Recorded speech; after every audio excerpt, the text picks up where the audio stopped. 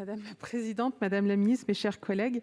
en matière de soins sur mineurs, le consentement des titulaires de l'autorité parentale doit être recherché, ainsi que celui du mineur, s'il est apte à exprimer sa volonté et à participer à la décision.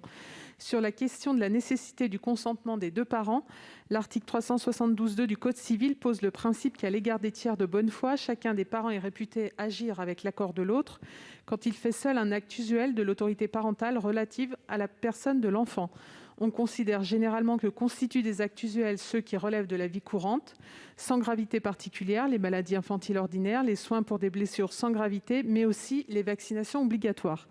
À l'inverse, on considère comme des actes non usuels ceux relevant d'une certaine gravité, tels qu'une hospitalisation prolongée, une intervention chirurgicale sous anesthésie générale, des traitements lourds ou chroniques ou impliquant d'importants effets secondaires. Les différents vaccins pour lutter contre l'épidémie de Covid-19 n'étant pas à ce jour obligatoires, il convient donc de les classer dans la catégorie des actes non usuels et par conséquent d'obliger le consentement des deux parents pour permettre la vaccination du mineur.